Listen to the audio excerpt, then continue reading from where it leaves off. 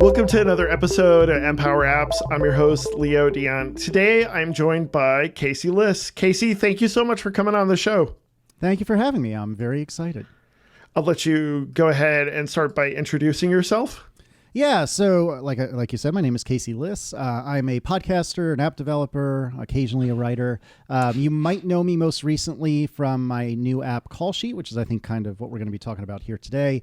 Think about it as a movie lookup app that actually respects you as a user.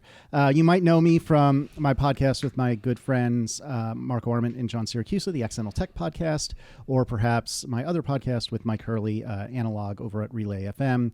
That's kind of my shtick, but I think we're here probably to talk about Callsheet, huh? Yeah, so I want to, well, hopefully we won't get into reviews of products because I got all my new stuff this week. So I'll try to avoid gloating. Yep. I'll try to avoid gloating that. That's for your other show. But today we'll talk about Callsheet. So I kind of had thought about having you on when you had Peekaview and Masquerade. But then when I heard about Callsheet, I was like, okay, this looks awesome. I tried it out. It's fantastic. What do you think are some like lessons you learned from the other two apps that you were able to build upon when it comes to Callsheet?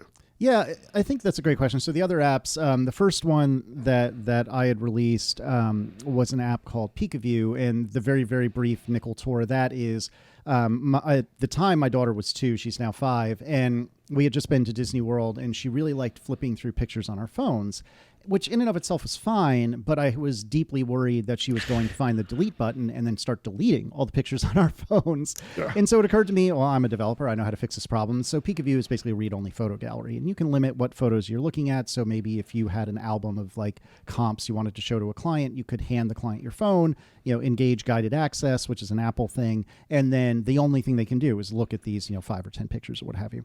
And then Masquerade, kind of similar thing. Once my kids got to be about 3 or 4 years old and they were no longer squishes and actual people, I got more reluctant about putting their faces particularly on the internet. Like, it's one thing to see a random toddler body, but it's a little different to see their faces. And I didn't want to be in a situation where they're looking back on pictures I posted 10 years ago as early teenagers, and they're saying, "Why did you do that, Dad? Like, what's wrong with you?" Now, maybe that'll still happen, and they'll ask, "Why did you put emoji over our faces?" But anyway, so the point of Masquerade is it uses Apple's machine learning APIs to just quickly let you drop an emoji on all the faces in a photograph, and you can change which emoji it is and so on and so forth. So that's the nickel tour of those two apps. And to answer your question, what did I learn from them? Some of the code actually was pulled directly from each of them. Like, a lot of my App Store related implementation was at least heavily ripped from and then built upon from Masquerade. The settings, in-app settings, has evolved over my apps and gotten a little less ugly and a little more robust with each time. But generally, I think just more experience with Swift UI. Not as much Swift particularly, but Swift UI specifically. Okay. I wouldn't say I'm the world's best Swift UI developer, but I've gotten to the point that I can get most things done with only mild amounts of hair pulling and Googling and so on and so forth. So you got to walk before you can run. And I don't know if you would consider Callsheet me running or not in this already abused metaphor, but I like to think Callsheet looks pretty decent. And I didn't get too out of bounds on, doing weird Swift UI things in Callsheet. And if it wasn't for those other two apps, I think I would have been in the deep end and it wouldn't look near as good as it has ended up looking. Were the other two apps Swift UI? Mm-hmm. Yeah. Oh, okay. Well, Peekaview was it was like half and half. It was story. God, I haven't looked at that code in a while. I think it was like half storyboards, half Swift UI, if memory serves. Because this was roughly 2019 that I had written it. 2019, 2020, I think, something like that. And so it was a bit of UI kit and a bit of Swift UI. Masquerade is almost entirely Swift UI, and Callsheet, I don't think there's any UI kit. There was briefly during the beta period, and I don't think there's any UI kit left in it. Or if there is, it's so little, it's effectively none. Are you still actively developing those apps? Like updating them? I'm telling myself I am. Whether or not I actually am is up for grabs. So there's a couple of like minor bugs in each app that I need to look at and should fix, and probably, if I'm honest with myself, should have fixed already. But candidly, as a single app developer, as an indie app developer, I got to allocate my time the most appropriate way. And the most appropriate way, and I would think generally to allocate my time, is to put it where the money is. And the money is not in Masquerade, and it is not in PeekAView. It's currently in Callsheet. And so if I'm going to spend some time, I'm probably going to be spending it on Callsheet, especially since I feel like, and I don't know, it makes me feel really gross to kind of pat myself on the back, but I feel like I have a kind of good thing going. Like Callsheet is not perfect, but I think it's pretty good. And it's, I think, far and away the best of my 3 apps.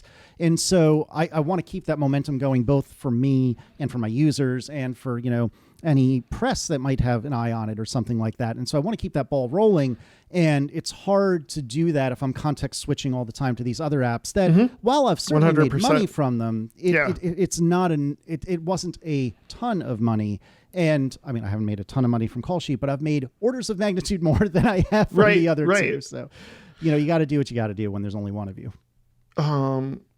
Why do you think it's your best app? And I mean both best app as far as like the craft of it, but also best app as far as the money coming in, and press attention and everything else. What do you think is, I mean, I can think of a few reasons why Callsheet would be, but like, what do you think is the secret to making Callsheet more successful than the other ones? Yeah, it's a great question. I think it's a few things. PeekAView, I think, while a good app, is an extremely niche user base, like someone who is often handing their phone to another person that they don't trust, either implicitly or explicitly.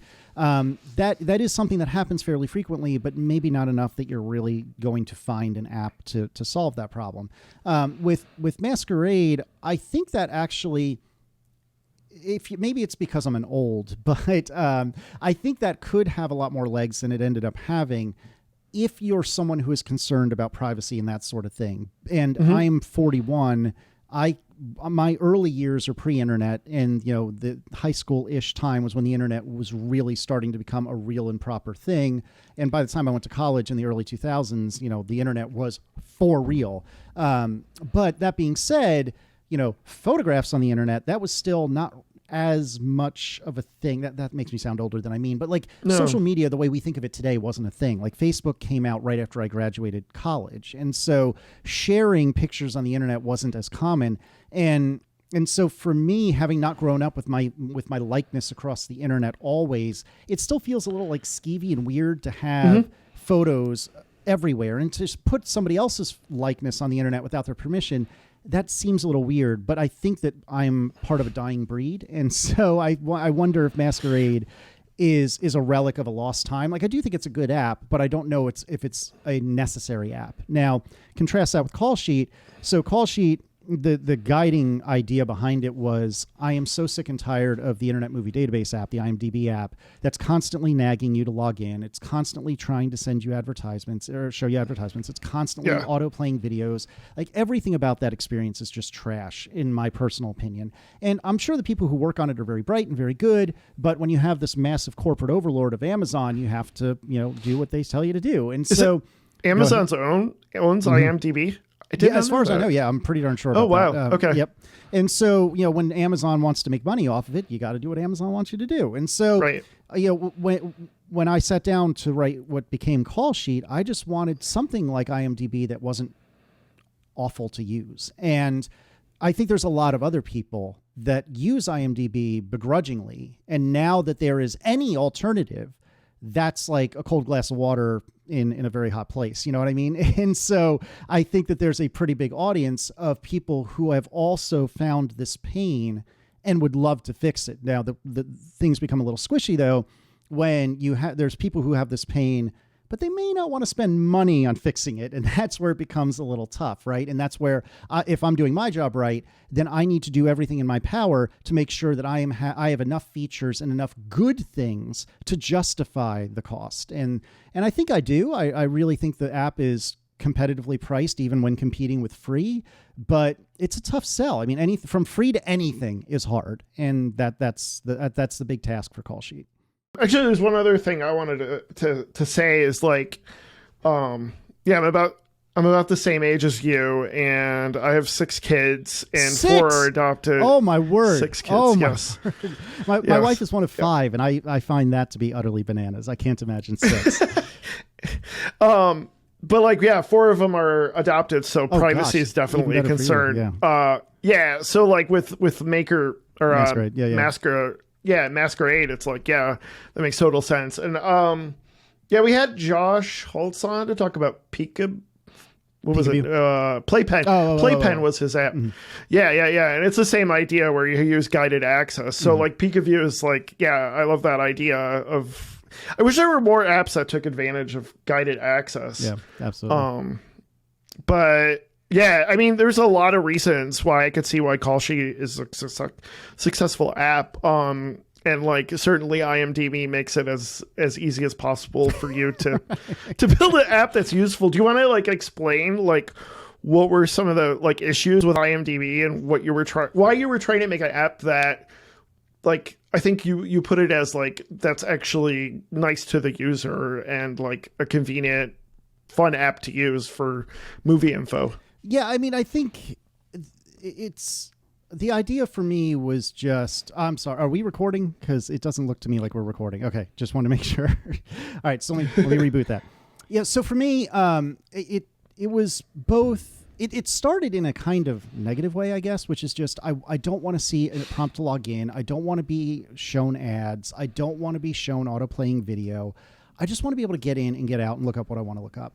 But then once I started building Callsheet, it occurred to me, there's ways I can actually make this kind of delightful. And some of the things that I started working on were things like, being able to hide spoilers. And, I've told the story a couple times, but it's such a pivotal moment for me. Years ago, I think it was late 2019, I was watching the HBO miniseries Watchmen, which is phenomenal. If you haven't seen it, couldn't recommend it enough.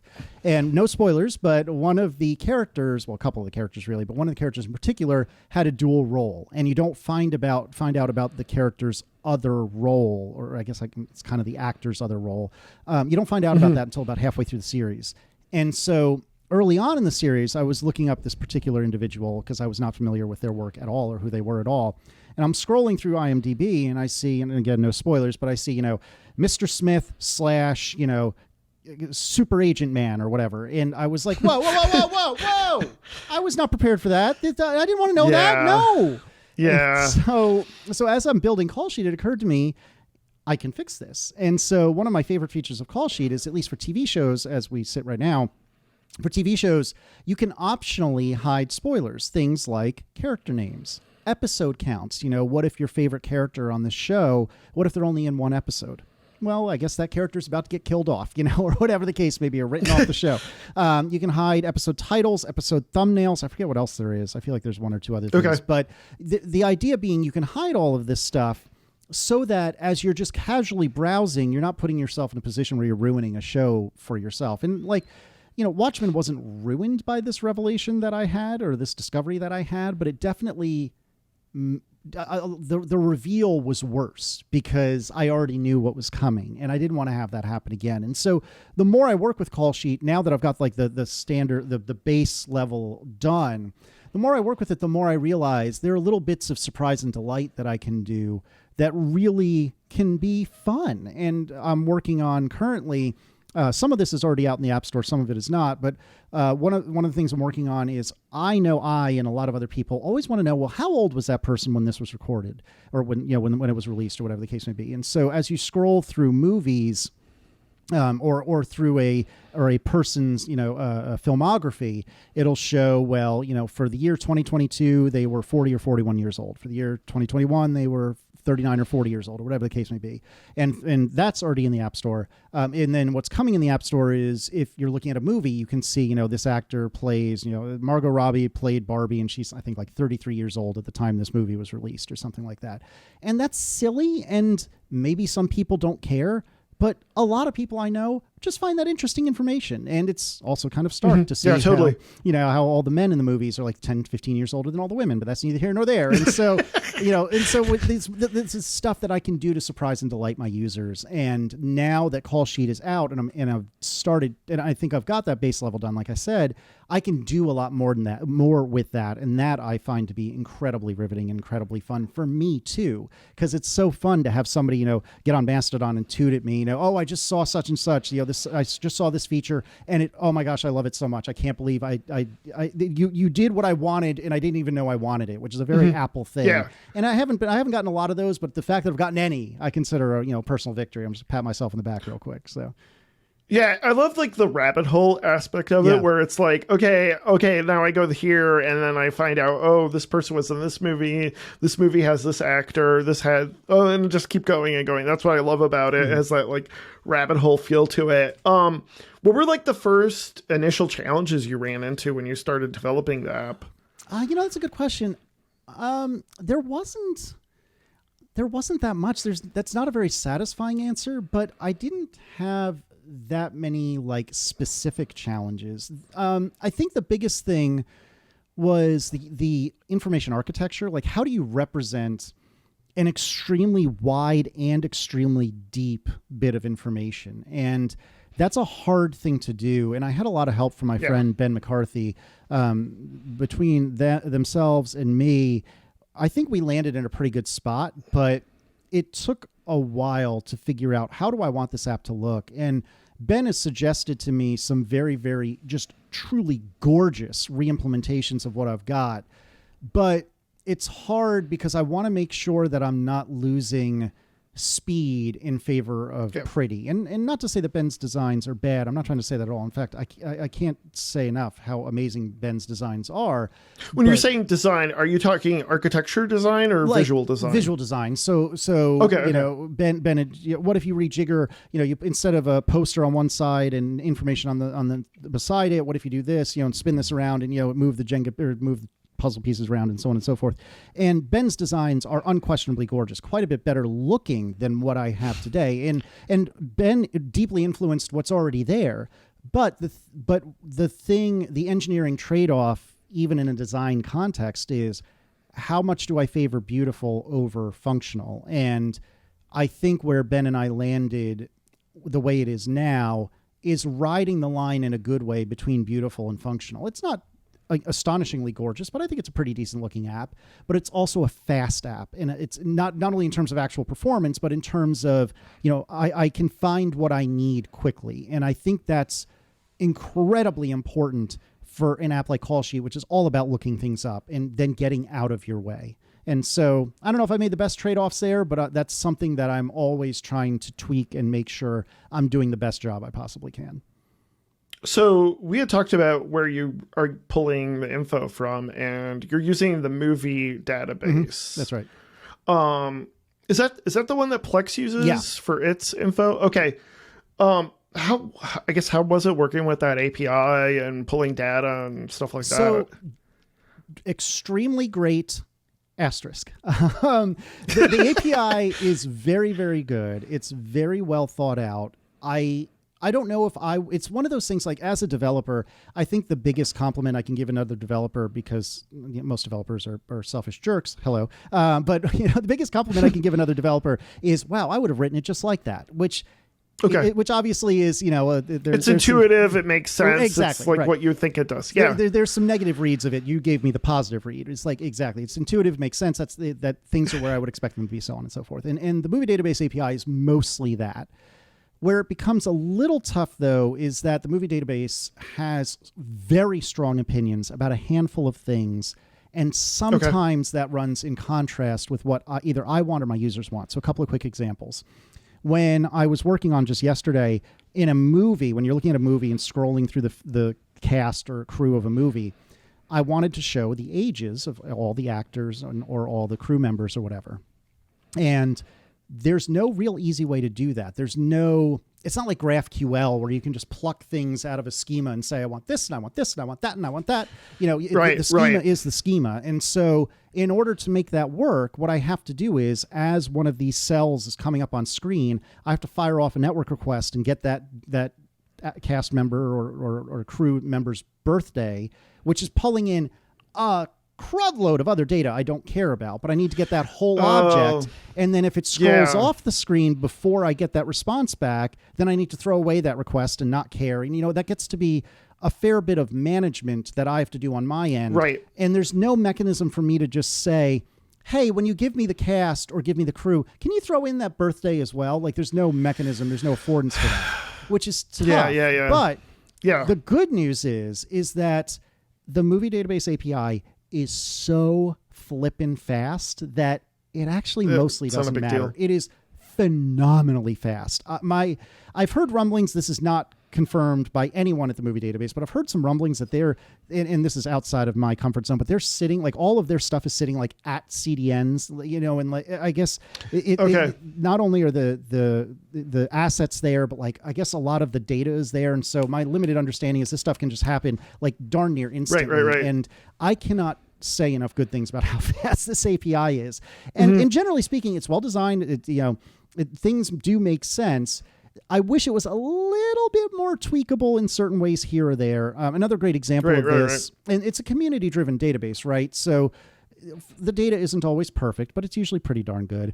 But another thing is they take a hardline stance. Like, I'm not an anime person, but they take a hardline stance that the original voice cast is the only cast that exists. There are no other casts. So you can't find the American dub for that Miyazaki film that you love. Right. Okay. There will be no others. That is all you get. Good day, sir. And that's fine. And I understand it, especially because that data can spider out and make their schema look awful real quick. Right. But that does not delight my users, right? And it's selfishly, it's nice to be able to say, my hands are tied.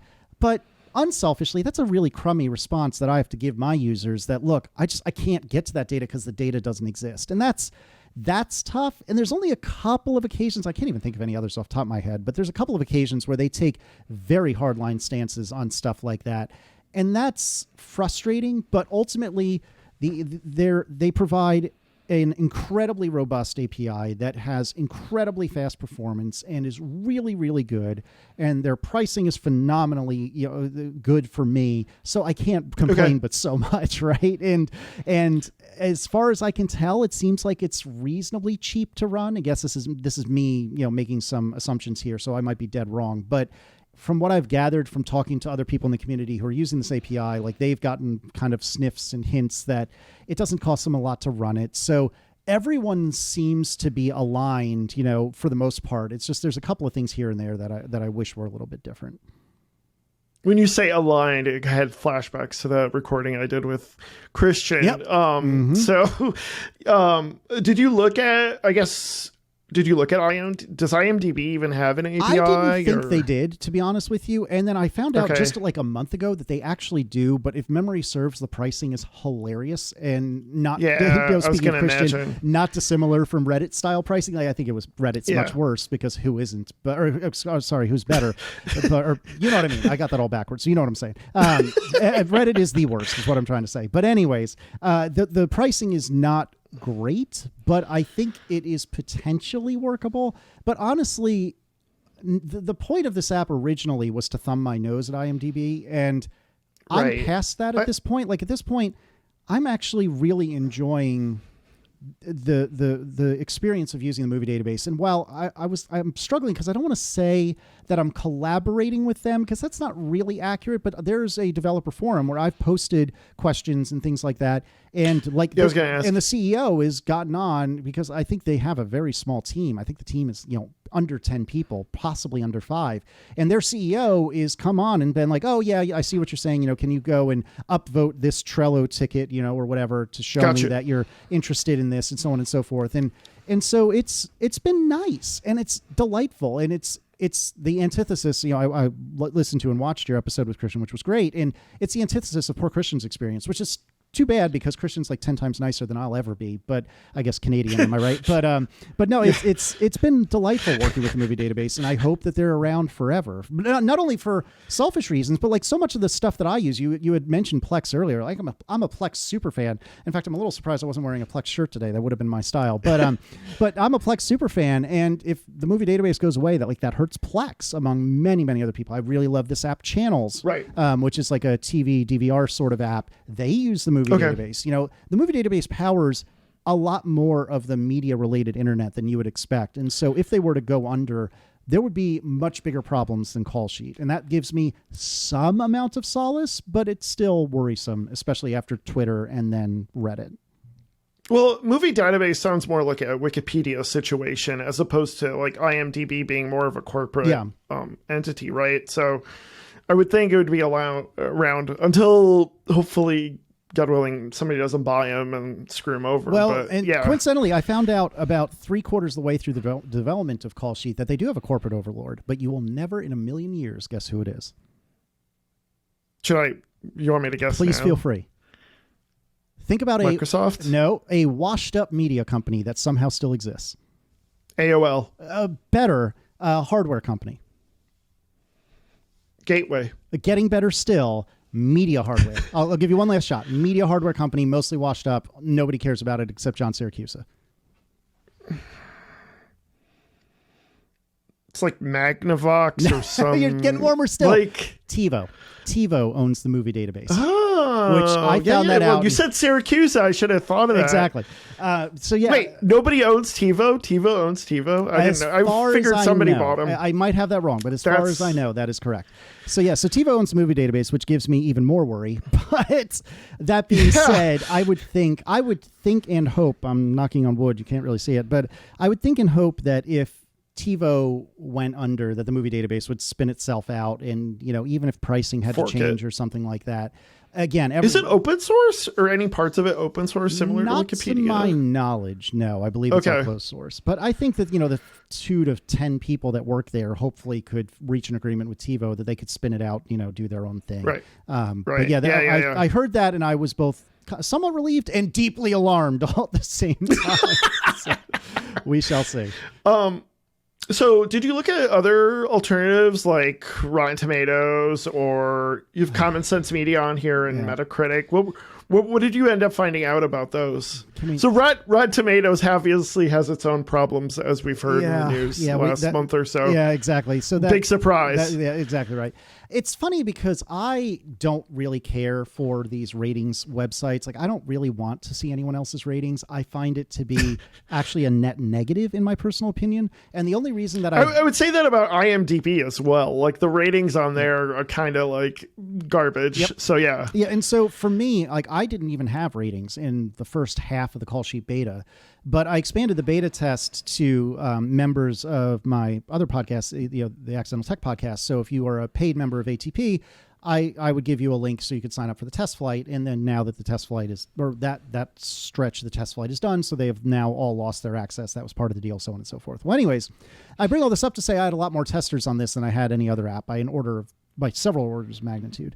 And after hearing incessant complaining and moaning about the fact that I didn't have ratings, I call it a score in app, because rating to an American, is PG, rated R, whatever the case may be. Yeah, right. We're saying the same thing. Anyway, so I eventually added it to Callsheet because I was just, the support burden alone was enough to say, you got to add this. And I did. But I hate it, Leo. I hate it so much. And so anyway, so to answer your question, I've asked for Rotten Tomatoes API access. It's one of those like, oh, our people will call your people, but if you want, you can put your name in the hat. I did that like 2 months ago, and they've ghosted me since. Common Sense Media, I'm going to get these details wrong, but I think it was Common Sense Media that you can get API access, but your API tokens is limited to something like 5 requests a minute or something like that. So in other words, it seems to be designed for you to grab data and then cache it on your end. But that is not at all the way Callsheet is designed, and I am not interested in joining the server business. And so that's... I was about to say that. Yeah, now you end up having to be running your own server, no, thank you. And then Metacritic... Or maybe it was Metacritic that's this way, and it was Common Sense Media that's I forget who is who, but I've asked...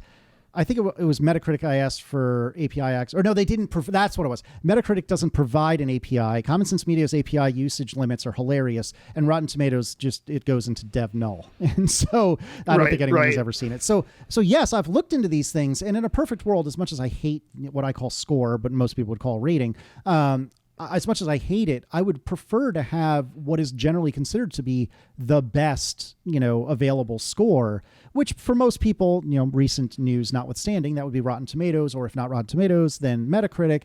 but Metacritic doesn't offer it, and Rotten Tomatoes effectively doesn't offer it. So what's a guy to do?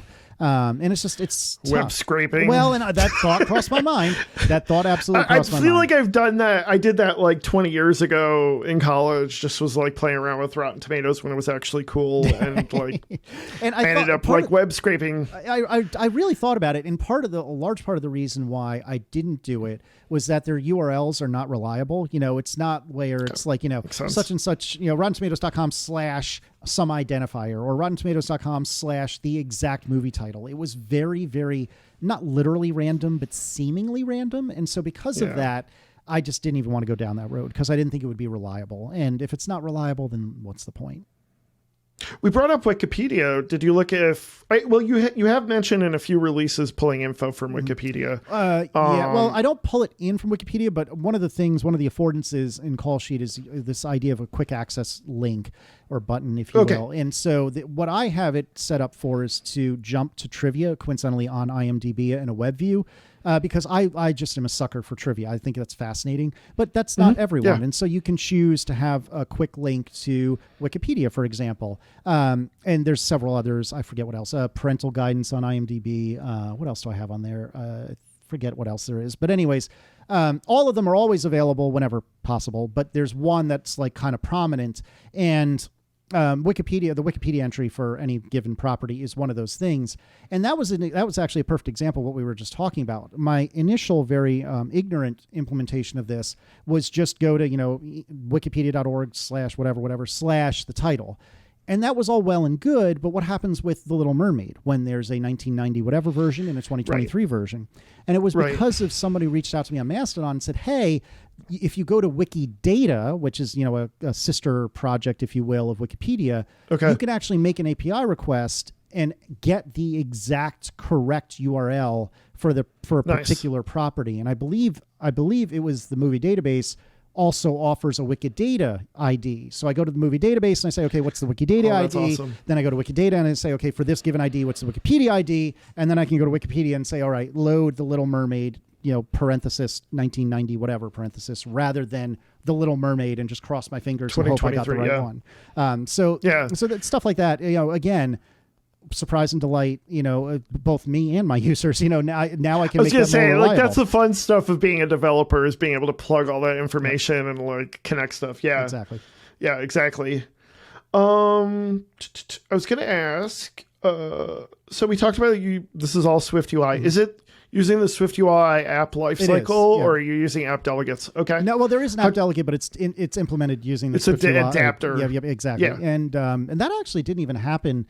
I don't recall what made me even add an app delegate. Maybe it was opening Callsheet by URL. That might have been what did it. Yeah, there you go. I didn't even have it for the longest time because I didn't need it. But yeah, it's Swift. It's all Swift UI, Swift Lifecycle, Swift UI Lifecycle, and that's been fine, to be honest with you. There's been a couple places where, because of my internal architecture, this just happened to me a couple of weeks ago. I forget what I was working on. I think it was something making more robust URL loading, but there were some places where I need, or maybe it was the quick actions on the home screen icon. One way or another. Okay. I needed a piece of data that was over here, but the app delegate's over here, and like never the two shall meet, and so on and so forth. And this is when any Swift or iOS developer would normally reach for like Notification Center, but I'm trying to be a good boy and not just punt to Notification Center. And I forget what I ended up doing. I think I ended up having a singleton for other reasons that I could glom off of, and it didn't make me feel like I needed to shower immediately. So so I consider that a personal. You created victory. Your own singleton because you didn't want to use the Notification Center singleton. Yeah, that's fine. Yeah, okay, hush. Nobody asked you. It's very true. It's very true. But no, generally speaking, Swift UI has been fine. I mean, I think the early party line that you can't use it in production, I think at that point that was true. I think that's long since been proven not accurate at all. I think it's perfectly fine for production. Do you feel like do you feel happy with targeting 16? I guess for like test flight would make sense if you want people to actually test it. But like, was there anything where when after Dub you were just like, oh crap, I wish we could do this, or I could have done that if I targeted 17? 100%. It ended up being irrelevant because I changed the information or the design. I was going to say information architecture, but the design of Callsheet. But early on in for most of Callsheet, the search box was at the top in a standard, system search box. It was completely out of the box, nothing interesting about it, but it was at the top of the screen. And similar to score/ratings, I was getting browbeat constantly. Oh, well, can't it be at the bottom? Can we please have it at the bottom? Can we please have it at the bottom? And eventually I did move it to the bottom, but now the downside of that is it's all custom. It's not the system search box, which is a little bit of a bummer. Okay. But, it is what it is. That being said, when it was still at the top, I needed to know, because of the way I architected the app, the visual architecture of the app, I needed to know when the user tapped on and activated the search field, so I could change to show recent searches and so on and so forth. And in Swift UI prior to iOS 17, it was a mountain of really ugly, really gross UI kit code to figure that out. Like truly awful code. The sort of code that you really wish you never wrote. And I got a lot of help from my friend Guy Rambo in writing it. And then once you write it, it's giving you nightmares in the night, right? Well, in Swift UI and iOS 17, there is a property where you can do, .searchable and then blah, blah, blah. And you can provide it a binding that it will tell you whether or not it's activated. So it's like all of this goes away immediately. As it turns out, like I said, it all went away because I changed the way I was doing things. But that alone was enough reason for me to almost immediately go to iOS 17 just to get rid of all that gross code that I hated writing. And if I still had that code, I haven't looked at my numbers recently in terms of 16 versus 17, but I would probably be moving sooner rather than later to iOS 17 just to get rid of all that. I don't know. I can't imagine your numbers have got to be pretty high for 17, so I would imagine. I'm trying to look right now. I don't have, it's not showing me percentages, but it looks like just off the eye, roughly a third on 16 and a third on 17, and then a third of other stuff. And so that's just looking quick off the cuff. I might have that wrong, but based on the small amount of analytics I have, that's about what it looks like. Yeah. What made you decide? Well, I have to ask. So StoreKit, you already did. Well, it sounds like you already did StoreKit, so that's probably why you stuck with that as opposed to going through like a revenue cat or something. So the bald spot that's been brewing because I'm 41 years old was probably made worse during the StoreKit implementation stuff. StoreKit 2 is what I'm using. I was using it for Masquerade as well. Right. In general, StoreKit 2 is pretty good.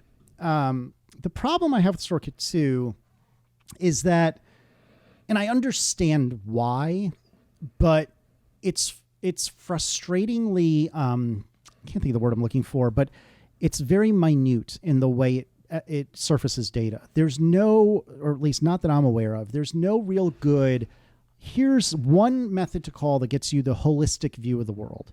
And I get why that is, but I wish that wasn't. It sounds like the opposite of the movie database issue, kind of, where movie database gives you everything, but now Apple gives you bits and pieces that you have to make like several queries. Right, and I get it because what if you have a active subscription in a family plan, but somehow you also have an active subscription in an individual plan, plus you have a free trial that hasn't quite expired, like.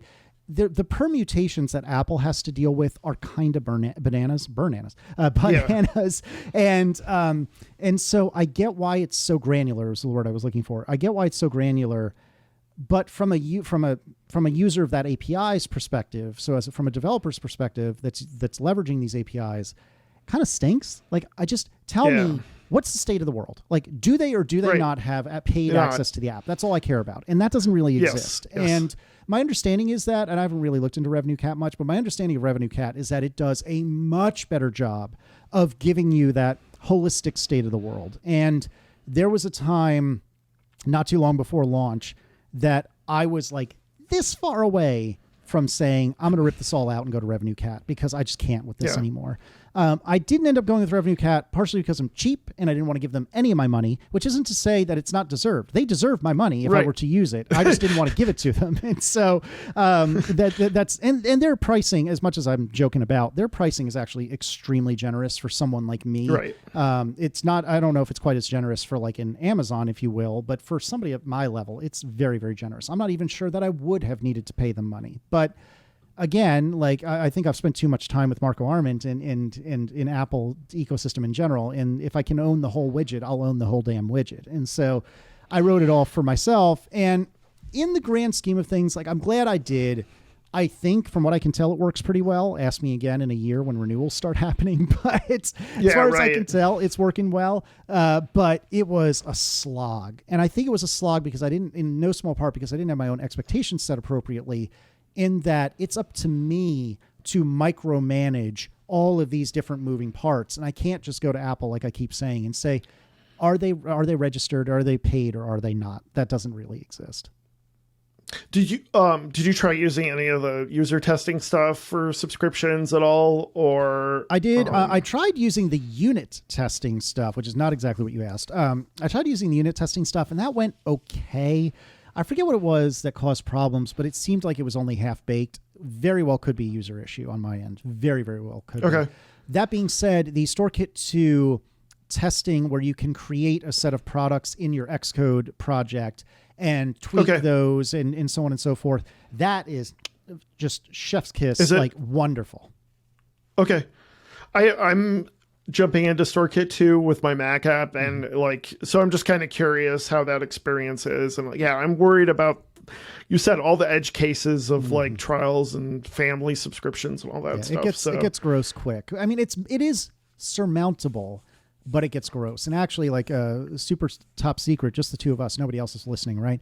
If you open I'll Safari, cut this out. No, I'm just kidding. If you go to Callsheet, or if you go to Safari and do Callsheet://subs, SUBS, it will open up a read-only view that shows my view of the world. So if I ever have an issue where someone's like, dude, I've paid for this, why is it not registering, that I've paid for it?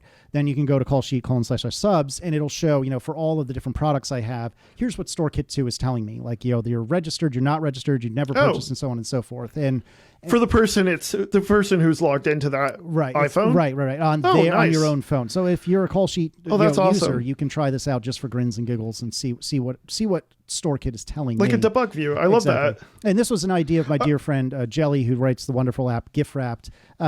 Jelly did something similar. I forget where you find it in his app. I don't think it's a secret, but it's hidden somewhere. But he had suggested to me, you should do this. And I was like, no, I don't.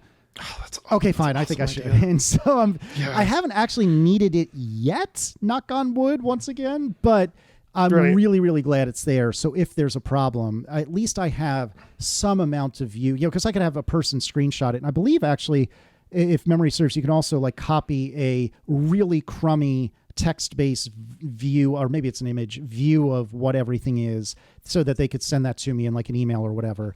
It's hideous, but it doesn't matter. It's just something to give me a tool to help my users if they need that help. So makes total sense. All right, so we talked about giving Revenue Cat a cut and App Store a little bit. Let's talk about the fun you had with getting this app reviewed. No, it was an adventure for sure.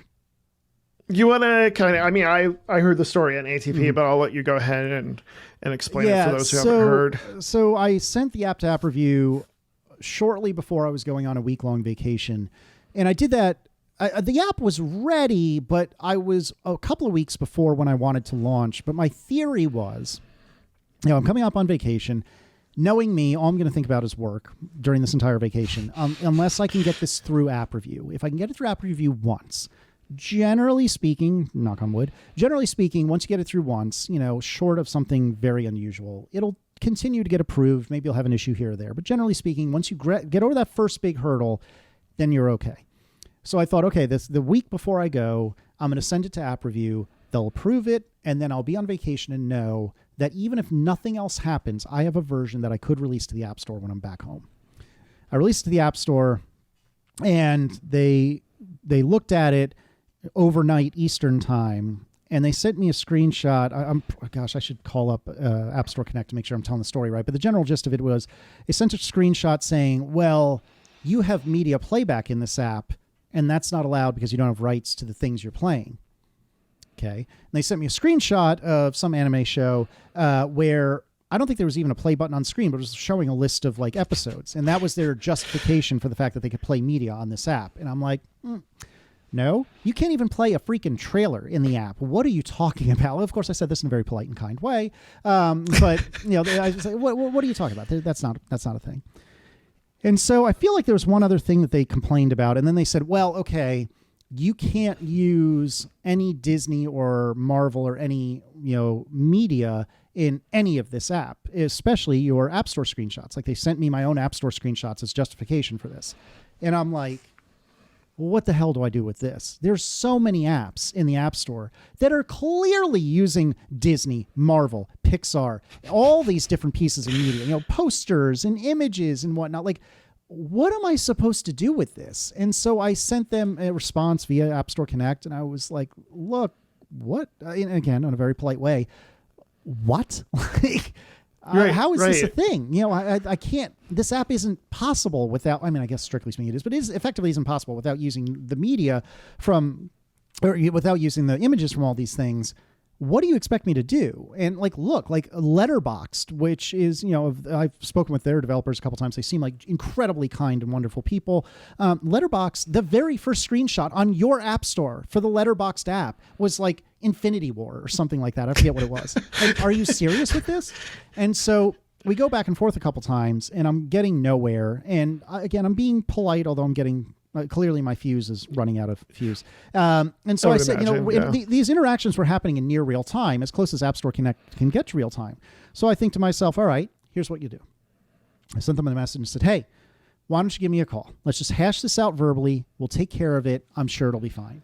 Here, my number is, 1, 2, 3, 4, 5, 6, 7, 8, 9, and just give me a call and we'll talk about it. And I thought, since we're going back and forth constantly about this, I'll get a call in the next 10 minutes. This was like the Wednesday or Thursday before I leave for the beach. They send a response back fairly quickly that says, sure, we would love to call you. We'll talk to you sometime in the next 3 to 5 business days. Well, what? No, we were just talking. No, call me now. So we go to the beach. I think it was Monday or Tuesday. I want to say it was Monday. And I get a call. I missed a call from Apple, and this very kind gentleman, I believe his name was Richard, leaves me a message and says, hey, why don't you call me back? And left a phone number, which was critical because you don't get that's worth its weight in gold. But Richard calls me, leaves a message, said, call me back. I missed the call. And then as I'm figuring out, I'm saying to my wife, Erin, I'm like, oh my God, what do I do? And then my phone rings and it's him again. We get on the phone. I'm like, look, I was panting, and I'm not just because I walked a few yards away from everything else and all the noise in the beach, but I'm panting because I'm my heart is racing. I should have, in retrospect, looked at my watch to see if it read a heart rate because my heart must have been going 160 beats a minute or something. I'm standing still, and I'm like, well, here's the, and I was just a lunatic on the phone, and not in a nasty way, in a I don't know what to do way. Nervous. It's so nervous, beyond nervous. It's like asking a girl out for the first time, kind of nervous. And so anyway, this very calm, very level-headed guy, Richard, says in so many words, we've taken a look. You're absolutely right. There's no problems. I'm going to hit go. You're good to go. At which point I basically fainted onto the sand and said, thank you so much. Oh my God, I love you. And so it ended up that once I got to someone with some amount of authority, it seemed like it all went away lickety-split. And I haven't yet had an issue since. Meanwhile, I was going to ask. But meanwhile, I had heard reports from ATP listeners and from other developers who watch what I say on Mastodon, whatever. And a lot of other people have said, look, I've gotten similar rejections. What you got to do is, if you put a little blurb, in App Store Connect, there's a little section where you can write notes to the reviewers. And you could put in a little blurb that says, look, I have rights to this stuff because of the movie database's APIs, terms of use and terms of service and so on and so forth. Because basically the movie database says, look, if you're uploading something, you have to have the rights to upload it because we are not claiming those rights, so on and so forth. And so I think it's one of those things where Apple just wants to be able to point to somebody else. If Disney comes to Apple and says this is BS, Apple wants to be able to say, that's not us. It's them. It's them. And at first, that was me. And now I can say, no, don't worry about it. It's not me. It's not you. It's over there. DB. I can say, it's them. Yeah, so that seems to be enough from what I can tell to keep Apple satisfied. But it was a stressful week or so, or handful of days, because here it is. I've worked, something like 6 months on this app, which maybe that was too much. Maybe I'm just not a fast developer. I don't know. But I worked hard on it one way or another. I worked hard on it. And this was 6 months of my life. And Now it's hanging in the balance as to whether or not, Mickey Mouse is going to be upset about what I've put in this app. And it worked out okay. But it was some trauma while it was going on. I tell you what. Yeah, and it's also like, I mean, I think it's a little microcosm of what other developers have run into of just like, oh, we had the wrong reviewer who didn't know what was going on. Like the stuff about playing, like the fact that you don't support streaming or do support streaming, like they were confused about that. And it's just like, that I felt like it was a perfect little like anecdote that every developer has gone through where it's just like, luckily you ran into Richard, and I think we've all ran into our Richards once in a while when we've had calls from App Store.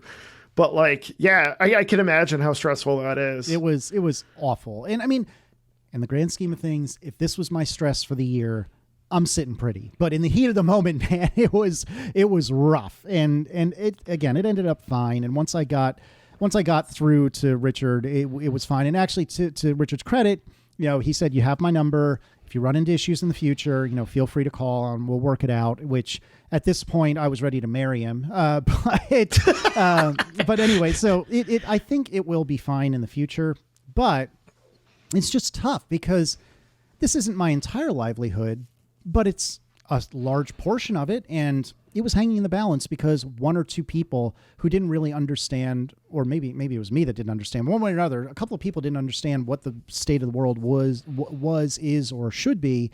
And maybe the 6 months of my life would have been down the drain and I would have had nothing to show for it. And that's tough. And while I don't know that I'm necessarily on team side loading when it comes to iPhones and stuff like that, it's hard to simultaneously accept that there is one gatekeeper to get your work onto these devices. That's a tough pill to swallow, and I don't know what the right answer is. Yeah, and just like I don't have a problem with the cuts. I don't have a problem with the 30% cut. I don't have a problem with a lot of things, but like the whole flakiness of AppReview, I feel like as a system that's supposed to set up to protect users, like sometimes it doesn't even do a good job with that, where it allows crappy, scammy apps in. It's just, I feel like there needs to be more done on that front. Like, unless you're just going to go to side loading, it's just a crappy experience for developers and users sometimes. 100% agree. Anything else you want to talk about that specifically? With regard to AppReview, no. I mean, it did work out. And I mean, I feel like this is one of those things that within a few days of it being over, I was able to laugh about it. But heat of the moment, it was not fun. It's a good lesson learned, I guess. It like, is. now, if you ever run into this again, you won't have a heart attack. Yeah, well, I will still have a heart attack, but hopefully I will recover from it quicker. So let's talk about some of the features you're really proud of. Launch time. I mean, you want to explain that? Yeah. So in the show notes, I had put in two different sections, like launch time and since. And what I mean by that is, at the time at which I launched, when you launched the app. Sorry. I mean, I think the launch time is also, that was ambiguous of me. I think the launch time is pretty good, but what I meant by that is, what did I have at launch time? And you had put in, and I'm very happy that you did. Accessibility. I took a spin with VoiceOver and tried to make it as good as I could. And then right around the time that I was getting to polish on the app, that's when WWDC was in early June. And so I spent some time with some accessibility engineers and they're happy to go through your app and tell you, here's some things you can fix. Here's some quick wins you can have, and so on and so forth. And that there wasn't that many action items that came from those discussions. I mean, they're only like half an hour long. But the action items that came from them made the VoiceOver experience so much better. So a silly example of this. Yeah. Those sessions are awesome. They're incredible. I cannot recommend them enough. A silly example of this is I'll show score and then a percentage on screen. And I didn't realize that in VoiceOver, there are two different SwiftUI elements. And so it would read like score and then just sit there and then you'd have to swipe, 73%. And they said, and I forget the property or the thing you have to flip off the top of my head, but they said basically you can treat this as one item. And so when VoiceOver hits it, it'll say score 73%.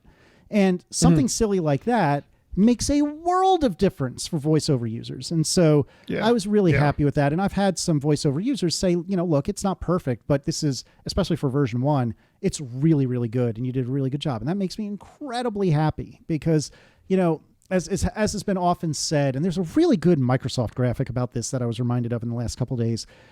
Everyone either does or will use accessibility at some point. And maybe it's something like you have a broken arm, so you have a temporary accessibility problem. Or maybe it's something that, your eyes have just been dilated, so you need to crank your font up to 1,000% just for a little while. Like, right. Even if you don't have a permanent need for accessibility affordances, almost everyone will use them from time to time. And so for it to be good makes me very happy. We talked about spoiler avoidance that launched, or that was at launch time. I still remain really, really proud of that. I think it's a really clever thing, and it wouldn't surprise me entirely if like IMDb or something like that, or someone like that apes it, which in the grand scheme of things, that's a compliment, right? Like if they ape it, then that's okay, I guess. And I'm really proud of that. And the speed of the app, we talked about that a little bit with regard to my ambiguous launch time, and also with the API, like, the app is fast. As long as your internet connection is at least decent, the app is real fast. I'm really, really happy about that. And then for stuff that's happened since, my first big project since launching was getting integration with the aforementioned Channels and Plex. Channels, again, is like a software-based DVR that you can run on your network. And I actually know one of the guys that's one of the founders. He's local here in Richmond. Even leaving that aside, it's a phenomenal app if you're a weirdo that still wants cable but doesn't want a cable box. Hello, it's me. And there's other uses for it as well, don't get me wrong, but that's what I use it for. And Channels is phenomenal, and it was really fun working with the guy's name is John Maddox, working with John in getting integration between the two apps. And especially as an indie developer, it's very unusual to have that kind of collaboration with anyone.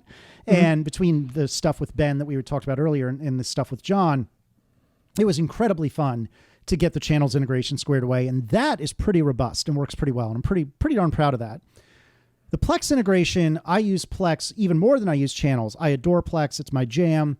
The Plex integration is very rickety, and for very complicated reasons that if you have 40 hours, I'm happy to talk you through, but suffice it to say, it's just a very old technology that Plex uses to do these sorts of things, and it's just it's very rickety. And so the Plex integration, when it works, is just magic. It's incredible. Same with Channels, is magic. And it makes me incredibly happy because what happens is on screen, it'll say now playing, Letterkenny or whatever the case may be. And if possible, it'll even jump you to Letterkenny Day Beers Day. And it'll jump you to the exact episode that you're watching. And it's just incredible surprise and delight.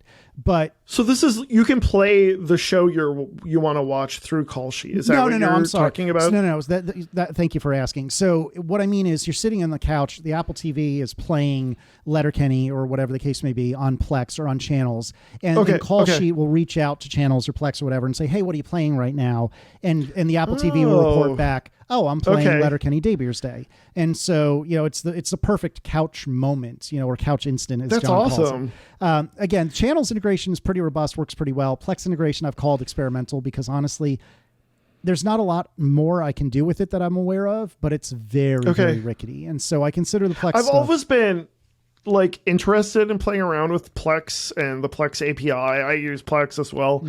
Mm-hmm. So it's unfortunate that it is rickety. In the defense of Plex, as it is, Plex started in the late 90s as Xbox Media Center, so it's got a long lineage. And basically what Plex did is they created their own zero configuration, like Bonjour. Basically, they made their own version of Bonjour before Bonjour was a thing. Whereas Channels, having been made in the last 5 or 10 years, has the advantage of just using Bonjour. And so, who'd have thunk it? But this Apple created technology called Bonjour has incredibly good support in Swift APIs. Whereas doing raw BSD socket work which is what I used a third-party library, but effectively, you need to do raw sockets to do the same thing with Plex.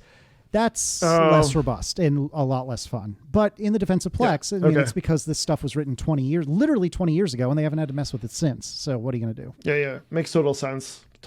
Yeah. Going back, you were talking about spoiler avoidance. Are you good on time? Yeah. Mm-hmm. Okay, cool. On spoiler avoidance, I wanted to jump in and talk about using the redacted view modifier. Mm-hmm. How was that? It was fine. Basically, I wrote a custom, I think it's a view modifier, right? A custom view modifier that lets me, that I call conditionally redacted. And so basically it's, dot conditionally redacted if, and then you provide a Boolean that says, either you need to redact it or you don't, or, or an inline function that figures it out. I think it's right. There's an auto closure there if memory serves that it'll evaluate it and so on and so forth. So that way you can pass in a Boolean and then it does it or exactly. doesn't do it based on whether the user wants it. Yeah. Okay. But under the hood, all it's doing is it's dropping a dot redacted, reason placeholder or whatever the case may be. And yeah, that's all the out of the box SwiftUI redaction stuff. Okay, cool. What do you have planned in the future? I can't tell. No. So I have some new stuff, some old stuff. Like I should actually look how many GitHub issues I have. There's a zillion, but let's talk about like just iPad support. Yeah. Did you start looking into that? Yeah, that's going to happen sooner rather than later. So for what it's worth, I have 45 open GitHub issues. Now, when I say issues, I don't necessarily mean like problems. A lot of these are like enhancements and so on and so forth. Features. 163 closed, so I got that going for me. But Yay. anyways, but yeah, so I have a lot that I'm noodling with. It's tough to figure out what the right answer is. Like clearly the rightest thing to do, and I've been kicking the can down the road because I don't know the best way to go about it. But as you said, better iPad support. Like Callsheet works on the iPad, but it's not well laid out. There's a really inefficient use of space, and I need to do better about making iPad a first-class citizen. And a great example of this is, as we talked about earlier, this quick access link thing where you can jump to trivia or jump to Wikipedia, whatever. The way that works on iPhone is there's the one icon that's your like favorite, and then a button that says like more links. I forget what I have it say now. And if you hit that more button or whatever the case may be, links button, it'll drop down or pop up a menu that says, okay, well, here's trivia, but you can do Wikipedia, parental guidance, technical information, so on and so forth. Well, on iPad, I have the width that I can just split out all of those, that line of icons and just have them all immediately available. That's a silly example of something that I need to do that I just haven't done yet. But broadly, better iPad support so that it works a lot better on iPad. And then I've promised a bunch of people who have asked me, once iPad support is better, I'll flip the switch on what is it? Continuity? No, not continuity. What am I thinking of? Catalyst. Thank you. I'll flip the switch on Catalyst so that you can use it on the Mac as well. It's just right now, I don't love the way it is on iPad, and I don't love the way it is on the Mac. And once the iPad isn't embarrassing, then I'll flip the switch for Catalyst, and so you can support. Yeah, that makes total sense. Do you support like rotations and stuff for like? If you want to do split view on an not split view, whatever it's called, where you can side by. I think that does work if memory serves. You can tell how often I run the iPad app. If memory serves, you can I understand totally. Slide over and all that jazz. But I haven't looked at that in a while, to be honest. And I do need to get on that. I'm trying to grab all the things that users are complaining about, which isn't that much. I say that as though it's a bad thing. Like the fact that your users are telling you, can you fix this? I don't like that or whatever. That's a compliment. Like even if it's a complaint, it's still a compliment. Yeah. So they love it enough to tell you. Exactly. So I'm trying to get through some of that stuff. And I think I've got most of it at this point. So I just gotta go through my GitHub issues list. I just shipped a test flight up beta yesterday. I got a couple other things in flight with regard to URL handling. So we were talking about channels earlier, and channels, if it's a text that you have Callsheet installed, will offer to open things in Callsheet, but because of some oddities with the way channels, well, I shouldn't say oddities, because of some choices that channels makes, which are perfectly reasonable for them, they don't always have a movie database ID to give me, especially for like a particular episode of a TV show. So when they kick over to Callsheet, they might say, hey, this user is watching Letterkenny season 8, episode 7, but they don't give me any identifiers that I can use to make an API call. Well, so what I need to do, one of the things I want to do is start caching the fact that the user was watching, season 8, episode 7, and kind of put that aside for a minute and go and figure out, let the user search for Letterkenny, figure out, which is the correct episode or the correct show. And then once they do, I can bring that data back and jump them directly to the right episode of Letterkenny, or whatever the case may be. Once they've established this is the thing I'm looking for. So I need to work on that. But other than that, there's a couple of other things that I'm contemplating that I think could be really fun. I do have a dog. I don't think I've lost sight of reality like an average dog owner. You know, the dog is a dog, and I love her very much. But you know, she's just a dog. But I know a lot of people are very sensitive about their dogs, and there's a website, Does the Dog Die? I think it's .com, and they do have an API. And so one of my tasks that I want to look into is it easy enough that I could integrate with Does the Dog Die? And maybe it would be opt-in, but you could tell, you know, oh, if you're sensitive to these sorts of things, maybe steer clear of, you know, this particular movie, you know, or whatever the case may be. So that's a silly example of something that I think could be fun, both for me and for my users, but no promises. We'll see what happens. Yeah. Do you ever think, this is one of the things we had in the notes, but like, do you think Apple could ever support something to where an app could integrate as you watch a video or a movie app where you could do something like Amazon X-Ray or Amazon Prime X-Ray? They could, but they won't. Because like that would be awesome. It would. And, you know, a lot of people have asked me, well, wait, you know, I see that you've got this Plex and channels integration, but I don't always, or maybe ever, use Plex or channels. I use the Apple TV app or whatever the case may be. You know, I only ever watch Apple TV stuff, or maybe I only ever watch YouTube. And shouldn't there be an API where Apple just tells you this is what the person's watching? It doesn't matter what freaking app they're using.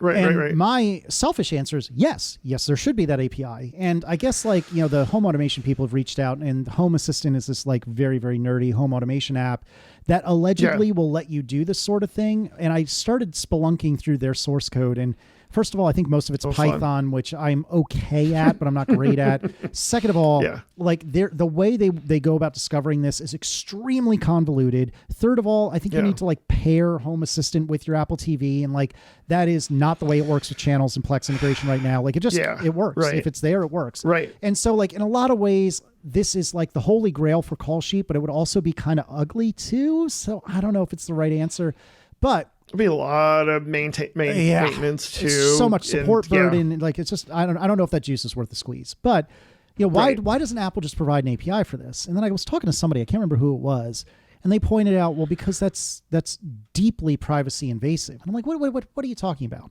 And they said, well, what if Facebook knew all the things you watched on your television? Does that seem good? Okay. And then it was like, okay, light bulb. Yep, the Apple will never provide this information, never in a million years, because the tools of the world, the jerks of the world, will use this to do terrible and gross things. And I just don't see Apple allowing it. Now, of course, for me, what I would say is, well, can we opt into it? Could a user opt in to sharing their data with Callsheet or whatever the case may be? Yeah, like you're sharing your location. Yeah, or whatever, or what exactly, like your location or what have you. Callsheet doesn't care about your location, but you know what I mean. It's like you said, things along those lines. Same idea. And maybe, I still don't think they would do it, but maybe. Well, how about the other way where like we've had a few guests on who do music apps, right? Where it's like, oh, you can tap into Music Kit and then show album art or show metadata attached to the music you're listening to. So like basically you have a video player that has access to Apple TV Plus or something. Yeah, I mean, one could dream, and I hope so. One could dream, yeah. I don't expect it to happen in a million years, but no, I think there are ways in which I can do everything in my power to try to put that information front and center for my users. You know, I haven't looked into YouTube integration as an example, but it may be possible to do that sort of thing. Of course, at that point, I'm probably adopting the Chromecast APIs, which make me feel super gross, and so that juice may not be worth the squeeze, but it's worth looking into. Yep. Was there anything else from DubDub this year as far as like behind the scenes things like Swift data or observation or any of that stuff that you're like, oh, I wish we could do? Well, Swift data maybe. No, not for me, because I don't really store that much. What little I do store, I store in CloudKit, and I have a fairly interesting. I have a fairly thin wrapper API that I put in front of CloudKit that I'm actually really proud of, that makes it pretty darn straightforward to drop data or pull data out of CloudKit. So I don't really need Swift data because there's just not that much. You know, it's your favorites. Yeah, that makes total sense. Pins, your spoiler settings and stuff like that. With regard to observation, I like the API in principle, but I've heard that there's a lot of gotchas that if you're not following, this is very very much in the spirit of Swift UI. If you're not following the happy path, I understand that it gets pretty ugly pretty quick. And since what I have is already working and doesn't really cause me any problems, I'm extremely reluctant to switch it up to the new hotness just for funsies. That being said, one of my near-term goals, probably in the next week or so, is I really, really want to investigate and probably use TipKit. TipKit is this new thing where, you can pop up overlays at convenient times for the user and say, hey, if you tap here, it'll do such and such. And so coming back to my conversation, I keep wanting to surprise and delight. If you're looking at a movie and it shows the runtime, and say it's an hour and 30 minutes or whatever, if you tap the text that says an hour and 30 minutes, it'll show a popover that says ends at 90 minutes from now. So if it's noon and you tap that popover for a movie that's 90 minutes long, it says ends at 1:30. And so the idea here is if you're looking at this movie and saying, oh, do I have the time to watch this before bed or before I have to pick up my kid from school or whatever the case may be, you can just tap that button. It'll say, oh, it ends at 1:30, and whether or not you have the time to watch it. Well, that's not particularly discoverable, right? Like you have to know that this thing that doesn't even look like a button is tappable. And so TipKit, in theory, having not actually used it yet, would be a really great way to have a little popover that says, hey, if you want, you can tap on this and it'll show you some extra data, or whatever the case may be. And so I'm really, really looking forward to digging into that and hopefully playing with it and seeing if I can get some good mileage out of it. Yeah, that makes total sense. Any plans for some sort of offline access, or what does the app do when you're offline? It basically says, I had to ask. No, it's a fair question. It basically says tough noogies, try again. I feel like it's a completely fair question. I don't know that there's a need for it. Like if you're watching something on a plane and you can't access Callsheet, like I don't think that's that critical. Like the advantage of Callsheet is it's not flighty. If you don't have an update on who that actor is, it'll be okay. You know what I mean? It's not a time critical, mission critical sort of thing. I could be convinced I'm wrong about that, but I'm not too worked up about it or too worried about it. So I think it would be a fascinating engineering challenge. Like what is the right way to how do you figure out what data to capture? What's the right way to capture it? Right. How do you store it? How do you keep it efficient? How do you not explode the app to be, 700 megs worth of random photos that you never look at again? Like again, from an engineering perspective, it's a fascinating challenge, but I just don't think that that's a challenge I necessarily have at this time. Yep. Makes total sense. Before we close out, we had one question on Mastodon that I wanted to answer. And I think we both have a C# background from 100 years ago. Did you ever look at Xamarin or whatever the heck they call it now? I did. What was it called? It was Mono something at the time. I forget what it was called at the time, but it was called Mono, and then it was called Xamarin, and then they renamed it again. Oh, did they? I did not know that. When I looked at, I'm so out of the loop. Yeah, same. I haven't been a .NET developer since 2016. Is that right? Yeah. I think that's right. Same here. And so anyways, I love .NET. I really did. C# at the time anyway, and as far as I know, it's still the case. C# was a phenomenal language. You had brief mention in the show notes about Combine. Combine is, if you ask me, is Apple's take on RX. And RX, I believe, was born or was at least popularized in C# as far as I'm aware. So, So anyways, I love C#. I loved .NET. I didn't love Windows, and I didn't love a lot of the Microsoft other things. Visual Studio was also great. But at the time when Xamarin was new, I had looked at it and thought, it's similarly as we spoke about before, if I were to do it, this is how it would look. And then when they did, I think when they first offered mobile support, I had also looked at it and again thought, okay, like this isn't necessarily what I would want in terms of I'd rather use, the Objective-C APIs and whatnot. But if you're going to suck Objective-C, which is very different than, C#, if you're going to suck that into C#, it's a pretty good way to do it. It makes a lot of sense, so on and so forth. I haven't looked at it since then, and this would have been, like iOS 3 or 4 or something like that. Right, so it's just not, leaving aside the fact that I don't really know C# anymore. Like that muscle is long since atrophied. Even leaving that aside, I find that having that middle layer between you and the platform vendor, I find that to be fairly distasteful. And it makes you beholden to even more people. In the same way, I didn't want to be beholden to Revenue Cat for stuff that would actually arguably make my life way better. I don't want to be beholden to Microsoft or whoever owns Xamarin this minute to have to do their updates before I can before I can embrace TipKit as an example. And maybe they're super fast. Like I am casually acquainted with a guy who last I heard was working on Xamarin, I think more on the Android side than iOS, and he's incredibly bright, incredibly nice. He lives somewhere around Richmond. It's not that the people are bad. It's not that the project is necessarily bad. It's just it doesn't solve a need that I have in my life. And so I haven't really looked at it, no. Yeah, so it's funny because when I started doing iOS development, it was back during Objective-C, and like I had to do retain and release, and it just felt... It felt so archaic. Backwards. Like, other than the fact that the iPad is an awesome device, I felt like, and I had been doing Silverlight, so I was doing MVVM. And yes. And it felt so backwards. Now in like 2023 with Swift and, I mean, I still think like there's nothing you gain from going to Xamarin unless you're like, what it ends up being is you're some massive company where you have a ton of .NET developers and you need an internal app.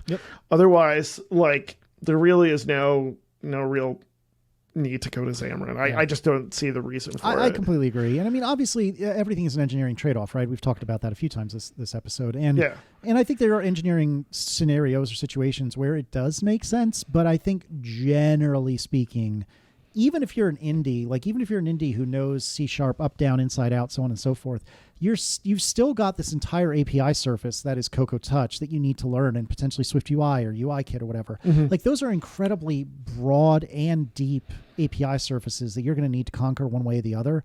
So why not just conquer it in a first-class language? That one of the things I love about Swift is Swift is kind of like a Rorschach test where it looks like whatever you want it to look like. Like as a C# person, it looked like C#.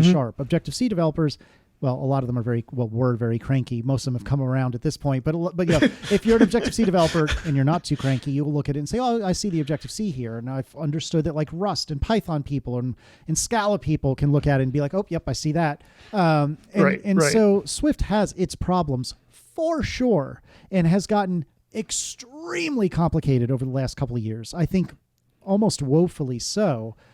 But that being said, it is still a great language. It still does at least try to have progressive disclosure, so you don't need to be a language expert in order to get things done. Again, I think that's getting tougher now, but generally speaking, it's true.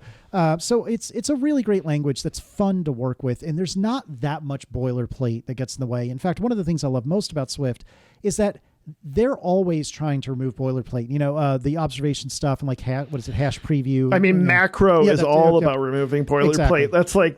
That's it. Exactly right. So even though Swift can be daunting, it doesn't often feel like busy work. Whereas so much of like raw UIKit felt like busy work. A lot of Objective-C, although I did like Objective-C quite a bit, a lot of it felt like busy work. And it's uncommon for me anyway to find Swift feeling like busy work. I can fight Swift. I certainly do fight Swift somewhat often, but it's almost never that it feels like I'm just doing something because I have to, not because I want to. You know what I mean? It's a thin distinction, but it's an important one. It's by the way, it's called .NET MAUI. Are you serious? Successor to Xamarin. Yeah. Bad timing. True. Very true.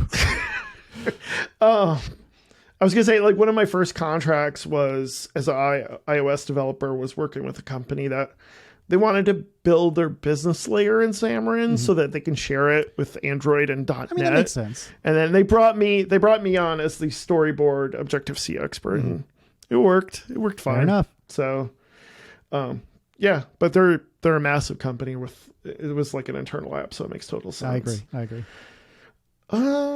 Anything else, Casey? I think we covered it. No, I appreciate all your time. You know, we had talked before the show that you wanted to keep it to like somewhere around 45 minutes, and here we are, like double that. So I appreciate the time you've given me. But no, I'm very happy to be on, and certainly if you ever have the occasion that you would like me to come back, you tell me when.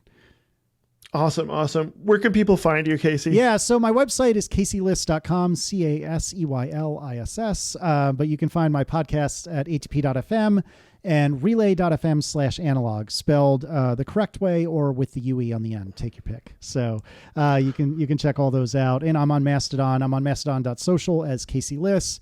Instagram is Casey Liss, and that's basically any of the places that I actually frequent. I'm on Threads, but I almost never look at it. Are you doing anything with Threads? I never pay attention. Well, did they just add the web interface? They did. I don't think I've even loaded it yet. Yeah. No, not really. When are you going to change the theme song so it has the Mastodon address? I know. We've talked to Jonathan Mann. This is the HTTP theme song. It goes, I can't sing, but it goes, if you're into Twitter, you can follow them. We're hanging our hat on the fact that it says if you're into Twitter, which yes, I know it's strictly speaking X right now, but whatever. So we're hanging our hat on that if clause. We've talked to Jonathan about slotting something in there, but none of the four of us, the three hosts and Jonathan Mann, none of the four of us are quite sure what we should try to slot in instead. So we're just keep kicking that can down the road forever is probably what's going to end up happening. It's a relic of a bygone era when Twitter was not as actively evil. Slash a thing at all. Fair point. Thank you so much, Casey. It was great talking to you. You as well. Thank you, Leo. I appreciate it. People can find me on X at Leo G. Dion. I'm on Mastodon at Leo G. Dion at C.M. The name of my company is Bright Digit. Go to brightdigit.com for all the other episodes and articles we have. If you're listening to this on a podcast player, I'd love a review. And if you're watching this on YouTube, like and subscribe, please. Thank you so much, and I look forward to talking to you again. Bye, everyone.